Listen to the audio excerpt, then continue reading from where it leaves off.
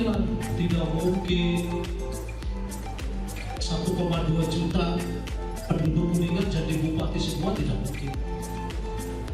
Atau 200 juta lebih masyarakat Indonesia jadi presiden semua, tidak mungkin. Oleh karena itu harus dipilih.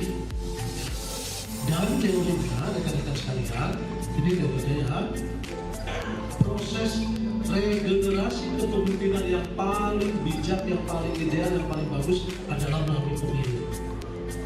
Kenapa melalui pemilu? Proses penggantian kepemimpinan karena tidak berdarah-darah. Teori penggantian kepemimpinan itu banyak. Kudeta itu mengganti pemimpin, tapi kan kudeta itu mengorbankan nyawa ya. Kita punya pengalaman reformasi 97-99, banyak korban. Itu mengganti kepemimpinan. Ada lagi kalau dalam kerajaan monarki dari bapaknya misalnya ke anaknya, dari anaknya itu nggak demokratis.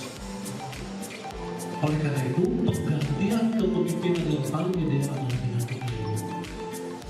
Pemilu itu adalah musyawarah terbesar rakyat Indonesia.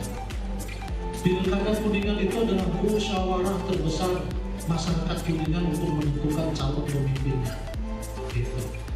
Nah, oleh karena itu partisipasi keterlibatan masyarakat Kuningan dalam pilkada, dalam pemilu itu penting karena menjadi hakikat demokrasi. Jadi itu mudah-mudahan ini new knowledge ya, tambahan baru untuk tahun.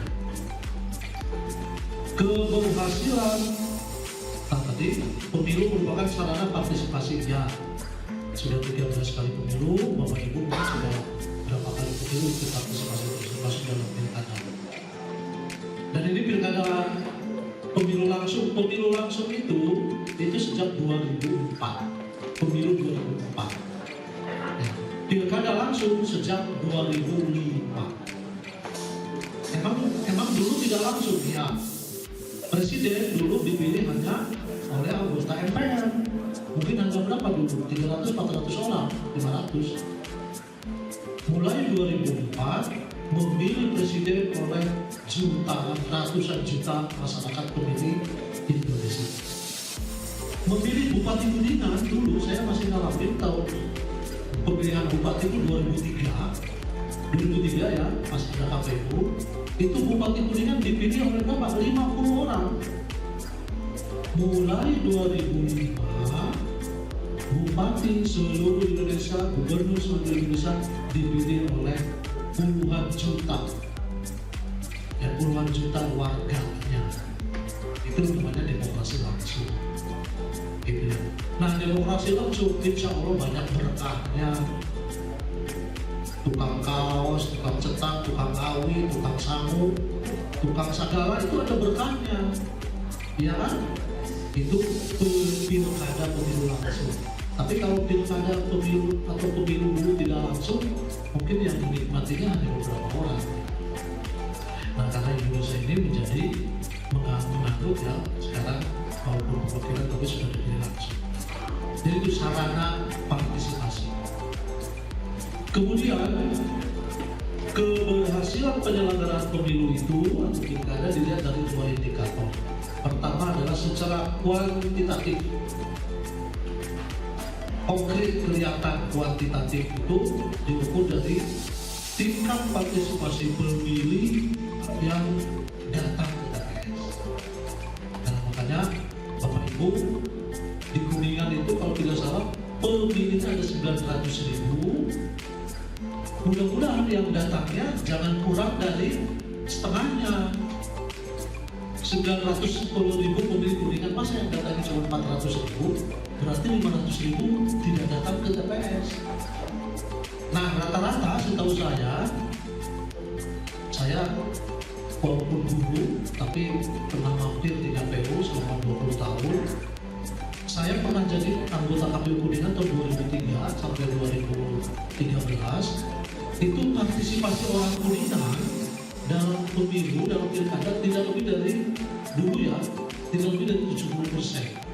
Jadi kalau dulu itu 700.000, yang milih nanti hanya 550 sampai Yang 500.000 orang, 200.000 pemilih Kuningan itu tentu tidak datang. Ternyata setelah diteliti, mungkin Anda tahu orang Kuningan itu banyak berantau. Kerjanya di mana? Di perbankan, BRI, Bukopin, BCA. Wih, hebat. Orang-orang Kuningan kerjanya di perbankan. Di mana BRI? Ternyata BRI itu bubur, rokok, Indomie. Jadi tukang bubur, tukang rokok, tukang Indomie. Bukopin, bubur, rokok, bubur, kopi, Indomie. BCA bangunan Can Andes. Bapak Ibu, saya tahu itu di Majalengka ada desa yang mayoritas masyarakatnya itu kerja sebagai tukang kuli bangunan di Papua, gitu. Karena banyak perantau sehingga pada saat pemilu dia kadang tidak pulang, sehingga datang ke TPS sedikit. Jadi itu ukuran keberhasilan pemilu pilkada, salah satunya secara kuantitatif dapat dihitung adalah datang ke TPS-nya banyak. Makanya nanti sekali lagi Bapak Ibu yang datang lagi ya akan teteh ajak masyarakatnya datang terus. Secara kualitatif yaitu diukur dari rasionalitas pilihan dan peran aktif setiap tahapan. Bapak Ibu sekarang diberikan informasi, tahu jadi teori demokrasi, tahu hakikat demokrasi. Nah itu paling tidak nanti menambah keyakinan. Tentu nanti menambah pilihan. Lanjut, partisipasi pemilih, terutama pemilih pemula itu perlu mendapat perhatian karena jumlah mereka itu cukup banyak. Tadi sudah disampaikan oleh moderator, di Jawa Barat aja pemilih pemula ini hampir 8 juta lebih, 9 juta. Ya. Di Kuningan, kalau sekarang pemilih Kuningan itu 900.000, ya itu pemilih mudanya kalau dari 900.000 pemilih, mungkin pemilih mudanya bisa sampai 200.000. Seperti Anda yang di pemilih mudanya. Nah, oleh karena itu sekarang apalagi kesadaran politik pemilih muda ini sekarang sudah meningkat. Beda dengan zaman dulu. Zaman dulu itu setahu saya ya, anak muda itu apatis. Lah tahu pemilu pilkada gitu-gitu lah. Sekarang dengan kemajuan teknologi, pemuda, anak muda yang masuk generasi Z, generasi milenial ini sudah punya alat ya yang kemudian mengakses informasi terus, sehingga tingkat partisipasinya anak muda sekarang meningkat. Pemilih pemula perlu ditempatkan secara proporsional dalam proses pemilu, baik sebagai objek maupun sebagai subjek. Tadi saya kira Pak Syafii dari KPU Jabar sudah menyampaikan, sekarang KPPS itu anak-anak muda. Bapak Ibu, zaman saya dulu, KPPS itu usianya minimal 21 tahun. Dulu, sekarang 17 tahun boleh menjadi KPPS. Jadi itu anak muda sekarang betul-betul harus dioptimalisasi. Pemilih pemula berhadapan dengan tidak sah. Ternyata karena nyoblosnya lebih dari satu, misalnya nyoblosnya salah, ya beberapa kali atau bahkan ada yang robek gitu. Nah ini juga bagian dari pengetahuan kita. Oke, selanjutnya tadi mungkin sudah disampaikan asas pemilu itu apa? Langsung, umum, bebas, rahasia, jujur, dan adil. Ya, itu yang sebagai asas pemilu. Kemudian mengapa pilkada itu penting? Yang pertama, pilkada sebagai sarana memilih pemimpin daerah yang kompeten, pemimpin daerah yang akan membawa nasib daerahnya 5 tahun ke depan. Ini menjadi sesuatu yang penting. Pengaruh pilkada terhadap yang kedua, kebijakan lokal yang berdampak langsung pada kehidupan masyarakat. Jika pemimpinnya itu peduli kepada masyarakat, maka kebijakan yang akan diambil nanti ketika dia terpilih akan menguntungkan masyarakat. Nah inilah butuh kita sebagai mahasiswa cerdas dalam melihat rekam jejak si calon. Yang ketiga, peran mahasiswa dalam mengawasi proses demokrasi agar berjalan dengan adil dan transparan. Tadi melalui ajas terus ajas pemilu yang tadi ya, langsung, umum, bebas, rahasia, jujur dan adil ini diharapkan juga kita mengawasinya melalui tahapan-tahapan. Kenapa harus diawasi? Karena yang menjalankan ini adalah ya para penyelenggara. Penyelenggara itu tidak bisa dibiarkan begitu saja, membutuhkan proses pengawasan yang resminya adalah Bawaslu. Tetapi kita sebagai masyarakat bisa mengawasi itu. Lanjut ke peran mahasiswa dalam pilkada. Peran kita apa yang bisa kita lakukan? Terlibat aktif dalam setiap tahapan. Sudah tadi seperti 5 tahapan yang saya sampaikan ya, termasuk mungkin salah satunya peran aktif teman-teman ikut serta menjadi penyelenggara. Saya tim sukses Pak, apakah saya tim sukses masuk dalam peran aktif? Sama saja, itu bagian dari peran aktif. Apa yang bisa kita sumbangkan menjadi tim sukses? Setidaknya kita mengawasi apa yang kita lakukan itu sesuai dengan aturan, tidak menghembuskan berita-berita bohong atau hoax yang kemudian bisa memperkeruh suasana. Kita bersaudara, kita ingin pemilu damai, menghasilkan pemimpin yang berkualitas. Kalah menang itu sudah biasa dalam kontestasi ya. Yang kedua, mengedukasi masyarakat tentang pentingnya partisipasi dalam pemilihan umum atau pilkada. Nah, peran kedua yang kita bisa ambil adalah sebagai duta pemilu, sebagai agent pemilu yang menyuarakan informasi-informasi pemilu yang benar kepada lingkungan sekitar. Yang ketiga, mengawasi jalannya pilkada untuk mencegah kecurangan. Jika di sekeliling kita ada terlihat kecurangan, kita berperan melaporkan kepada pihak yang kompeten atau yang berwenang, yaitu Bawaslu misalnya. Karena Bawaslu sendiri di desa cuma 1 orang, kemudian harus mengawasi banyak orang, kita bisa berperan aktif di situ. Yang keempat, melaporkan pelanggaran atau penyimpangan yang terjadi selama proses pilkada.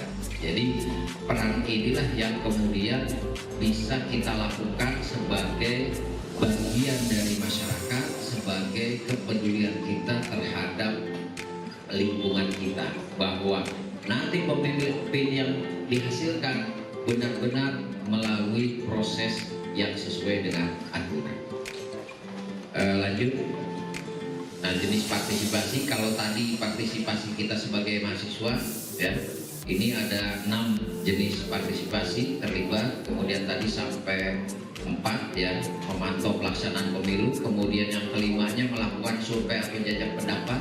Nah, jika memungkinkan maka kita bisa terlibat sebagai tenaga dalam proses jajak pendapat dalam pemilu. Yang keenamnya melakukan perhitungan cepat. Nah, biasanya selain menjadi penyelenggara, beberapa orang khususnya ke Unisa ini suka ada tawaran menjadi relawan di TPS, kemudian melaporkan hasilnya. Ada honornya? Ada. Gitu. Jadi lembaga-lembaga survei itu biasanya datang ke daerah-daerah, kemudian mencari tenaga yang bisa dipekerjakan dalam proses pelaporan. Seperti pemilu 2024 kemarin, selain yang resmi menjadi saksi di TPS, juga ada relawan yang kemudian dia ada di luar TPS tetapi memantau proses perhitungan dan melaporkan kepada organisasinya ya. Ada juga sekalian, dalam pilkada itu selain tadi partisipasi kita, juga ada hal-hal yang bisa kita antisipasi atau ada ancaman. Yang pertama, maraknya disinformasi atau berita hoax. Biasanya calon itu demi kemenangan maka dia menyerang lawannya dengan sesuatu yang belum tentu kebenarannya. Itu berita hoax. Ya, ini yang menjadi konsen kita juga selain dari tahapan tadi. Yang kedua, maraknya politik uang, paksaan-paksaan untuk milih calon tertentu dengan iming-iming bayaran seperti tadi digambarkan oleh Kamdun, tradisi atau kebiasaan pemilih di beberapa wilayah. Yang ketiga, politik identitas demi kemenangan, maka isu-isu sara, isu-isu yang tidak menguntungkan lawan dihembuskan agar dia menang. Yang keempat, bencana alam, mitigasi bencana. Kemungkinan bulan ini masuk ke musim hujan, maka Kuningan itu menjadi daerah yang rawan bencana. Unisa bekerja sama dengan BPBD, kita mengadakan penyuluhan atau mengadakan sosialisasi tanggap bencana. Salah satunya antisipasi Pilkada serentak 2024 itu berkaitan dengan wilayah yang terdampak bencana. Tadi ditanyakan ke KPU Provinsi masalah antisipasi bencana, ternyata sudah dipetakan daerah-daerah mana saja di Jawa Barat yang kemungkinan jika ada bencana itu harus segera diantisipasi. Adik-adik sekalian, itu saja. Meminimalisir ancaman-ancaman tadi, memang ada beberapa hal yang bisa dilakukan, ya, melibatkan masyarakat dalam tahapan, kemudian koordinasi, kolaborasi, menggandeng berbagai pihak, ya, untuk mengendalikan publikasi-publikasi yang bisa memicu kerawanan sosial, konflik di tengah masyarakat. Saya kira itu aja yang bisa saya tambahkan dari paparan yang tadi. Itu mudah-mudahan menambah wawasan kita. Slide-nya bisa dibagikan juga, mungkin kalau nanti ini ke Pak Asep disampaikan, silahkan. Oke, baik Bapak, kita mulai. Ada beberapa hal Pak yang bisa tanyakan. Yang pertama, menurut Bapak apa tantangan terbesar dalam menyambut Pilkada 2024? Terima kasih. Dalam menyambut Pilkada 2024 ini kita menghadapi banyak pemilih pemula, sehingga upaya yang harus kita banyak lakukan adalah bagaimana meyakinkan generasi muda, khususnya pemilih pemula, untuk bisa datang ke TPS, gitu.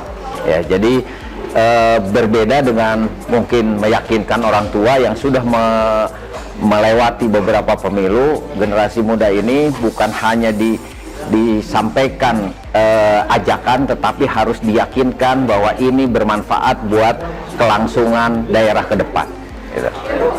Kemudian bagaimana harapan Bapak atas diselenggarakannya sosialisasi Pilkada kali ini Pak? Harapan saya dengan sosialisasi yang tersegmen ini bisa meningkatkan partisipasi yang sesuai dengan harapan, ya. Sosialisasi kepada kalangan muda, sosialisasi kepada kalangan difabel, misalnya sosialisasi kepada kalangan pedagang di pasar dan lain-lain. Ini merupakan sosialisasi tersegmen yang kemudian harus terus dilakukan untuk meningkatkan tingkat partisipasi. Yang terakhir Pak, apa pesan yang ingin Bapak sampaikan untuk masyarakat dalam menyambut Pilkada 2024 terus berjalan? Dalam menyambut Pilkada 2024, kita semua harus yakin bahwa kita akan memilih pemimpin yang akan membawa kemajuan bagi daerah kita, sehingga sudah selayaknya seluruh masyarakat khususnya di Jawa Barat bisa menunaikan atau memberikan hak pilihnya di TPS pada tanggal 27 November 2024 ini. Yang pertama, menurut Bapak apa tantangan terbesar dalam menyambut Pilkada 2024? Ya, tentu setiap pelaksanaan pilkada di berbagai daerah tentu berbeda-beda ya. Nah, khusus di Jawa Barat, saya kira tantangan yang paling pertama adalah soal tingkat partisipasi. Bagaimana supaya partisipasi masyarakat Jawa Barat ini bisa meningkat ya, karena setiap pemilu ke pemilu atau pilkada ke pilkada, salah satu tantangannya adalah soal tingkat partisipasi. Tentu dengan berbagai langkah strategi sosialisasi yang gencar begitu ya, ini akan meningkatkan pengetahuan masyarakat dan supaya bisa milih. Kemudian yang kedua, tentu tantangan pilkada di Jawa Barat ini adalah tidak ada lagi perpecahan, ya, tidak ada lagi potensi dinamika Jawa Barat yang jadi ancaman.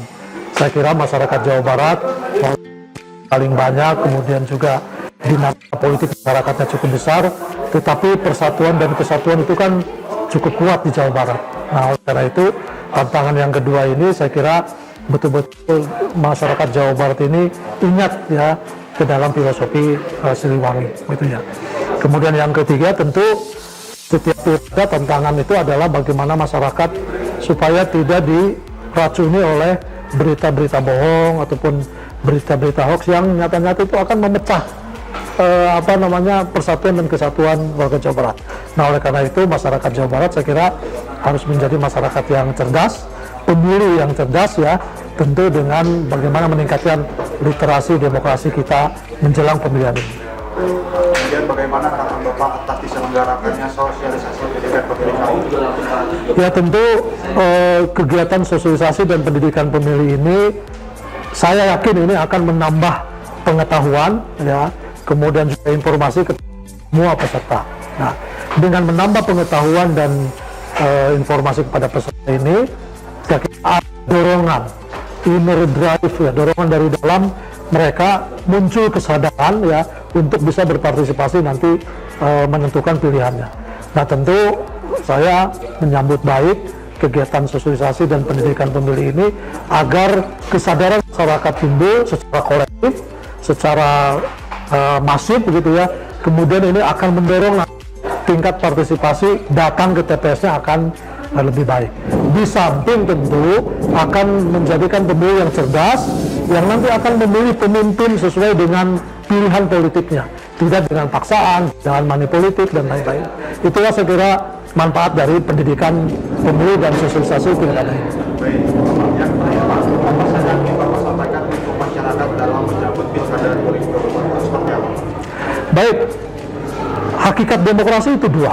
Yang pertama adalah kontestasi, perlombaan, kompetisi, gitu ya.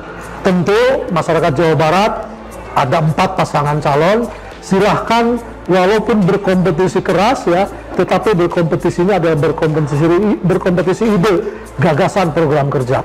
Sampaikan ide-ide brilian, program kerja yang baik, visi misi yang baik kepada masyarakat Jawa Barat supaya kompetisinya adalah kompetisi yang sehat. Dan masyarakat Jawa Barat diberikan pilihan 4 alternatif pilihan untuk memilih pasangan calon gubernur dan wakil gubernur.